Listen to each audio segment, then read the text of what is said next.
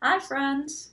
Before we start our art project this week, I want to tell you about the things I expect of you for this week, what we're making, what materials you need, and a little thing about, or a thing or two, about the thing that we will be making today, which is a hibernating bear. So, the bear that I drew is brown. It is a grizzly bear, and they actually live around our area. They're in North America. Right now, they are hibernating. And hibernating is something certain animals do in the wintertime. They'll go to sleep for a really long time. They're woken up pretty easily, at least bears are. Um, but they build up a lot of body fat, so they eat a lot in the season before they go into hibernation. And they go into hibernation around October to November. So they eat a lot and conserve a lot of body fat, and then they go into their dens and they curl up and they go to sleep for months and months and months. So they're sleeping now. I thought it would be nice if we made a little picture of them. So if you want to make your bear just like mine, I'll tell you what I use for everything. So I used Sharpie to do the outlines of my bear. I used colored pencil to color in my bear and this tree. I used brown construction paper to make the den, white paint to make some snow above the den, and watercolor to do the background. I also added some salt to the watercolor to give it this sort of effect of water pooling up around the salt.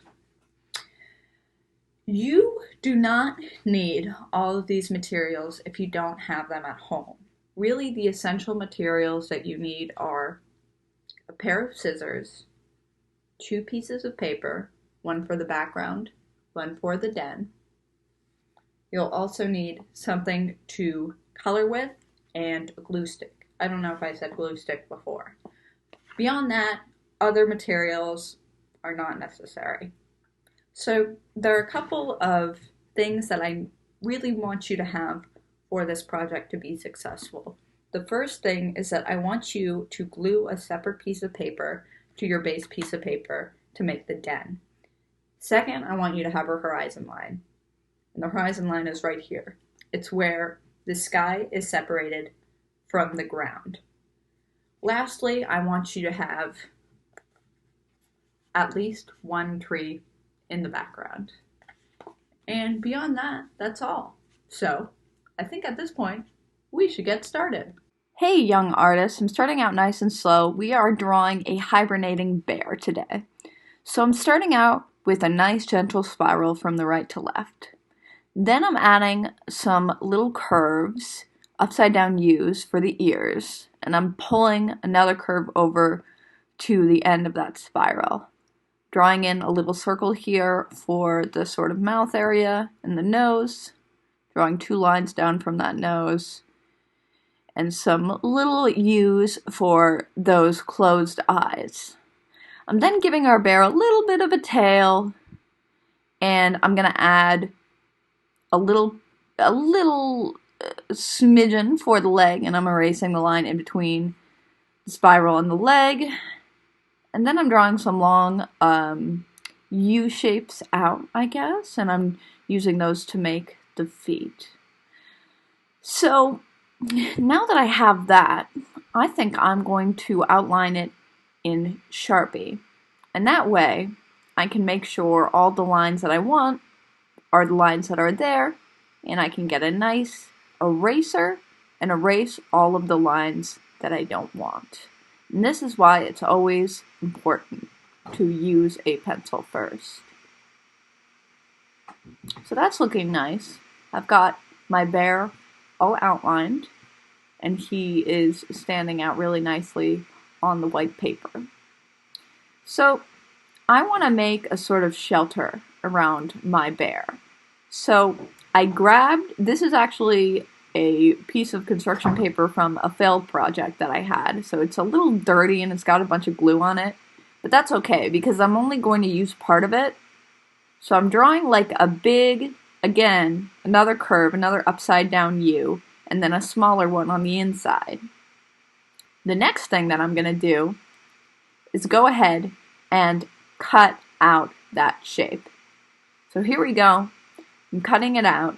So this could also be, if you wanted to do it with a paper plate, that would work fine. I don't actually have any paper plates at home, so I didn't use a paper plate. The next thing that we do, you can also use a number of different supplies for it. So I see that my bear is fitting nicely in there. I'm getting an idea of how it's going to look at the end.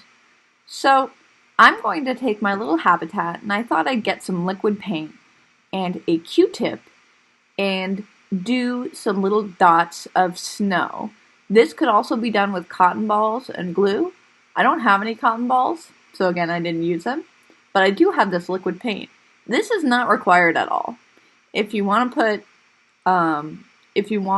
to put snow on your piece, you don't have to do it with liquid paint. It would work with crayon. If you got a white crayon, it would probably show up really nicely on the paper. And then again, if you were just drawing this whole little habitat from white paper, you could just draw a bottom part brown and leave the top part white. So I think a Q-tip looks nice because it gives that appearance of individual snowflakes that fall. And I was pretty pleased with that. Okay, I'm putting the finishing touches on that, and after that, I'm going to check in with myself and sort of get things organized, move my scrap paper off the table. I wipe off the white paint from my desk because I don't want to have that just lying around. So I get most of the white paint at least. There's still some on my desk. But here on my bear, I'm going to go in with the Sharpie and draw a little bit of the background. So I've got a line behind him which shows where he's laying on the ground, and I'm drawing a tree. With trees, I always draw a line up and out, and then out again. So every sort of extra branch I do, the line curves a little bit further outward. But that's pretty simple. And then, if you want a simpler tree to draw, the old classic evergreen pine tree, which never loses its leaves, is always very easy to draw. So I'm doing that over there. Just some jagged edges and some little triangle shapes in the middle there. And the bottom, I put some little lines on the trunk to indicate the bark. I think those trees look nice, so I'm going to get out my watercolor and start watercoloring. I ended up putting a lot of water on the paper, and so mine's going to end up taking a while to dry, but I did that for a certain reason, and you will see why. So, if you want to give the tree some depth, I actually added some blue and green together, and I put that at the bottom of the tree, so it would give it a little bit more shadow and sort of character, as opposed to just that flat green color. Now I'm doing a wash of just water all over my paper, and that's why my paper is going to end up being so wet. And now I'm putting some blue in there. I like when there's a lot of water on my paper because I feel like there's so much to do with the different effects, and you can watch the watercolor sort of pooling up at certain parts of my paper, and that's why it's showing up darker. And I just think that's a really cool thing, but a lot of paper can't handle this, and my paper was kind of buckling to all the water. You might be able to see now already. But I did this so once I finished putting the paint on the sky, I could sprinkle some salt on my sky. So the salt would absorb some of the water, sort of collect it, and it would give the appearance of the snow when it dried. So I'm going to sprinkle a little bit more of that on. And then I should have done this before, but I didn't. And you could do it after everything dries. But after this, I went ahead and I started coloring in my bear and that other tree with just colored pencil because I didn't want to stain any of my other areas of the watercolor. So I just went ahead and started doing this in colored pencil. Okay, I'm skipping ahead with the coloring a little bit, just so this video doesn't last too long, so take some time to pause this video and color if you need. I'm adding a little bit of brown underneath my bear because I was thinking, if I were a bear in the wintertime and hibernating, I wouldn't want there to be snow in my little cave that I was living in. So I put that brown under there to sort of indicate that there is dirt under my little bear.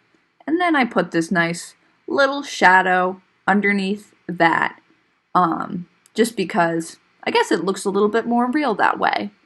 And then I added a little bit of purple to the brown color and sort of made it into a rounder shape. Again, you don't have to do this, it's up to you, but I thought it looked nice. I'm going to take some time to set this aside to dry, and then I'm going to attach my habitat. Okie dokie. Here we are again. I didn't give it much time to dry, only about 15 minutes. That was a bad move. Definitely wait at least an hour, I would say, to get this all dry. So when it's all glued on, your paper will be all done if it wants to wrinkle at all, and this piece of cave will not get white paint on your table like it did to mine. Anyway, so I'm taking that and I'm gonna sort of hold it over my bear a little bit and position it because I'm not sure exactly where I want it to be. So I'm moving it over a little bit because my bear's back, I didn't get the whole thing covered in a colored pencil because the watercolor leaked in a little bit. So I'm covering up that spot and putting that cave in. It's looking really cute right now. I'm liking it a lot.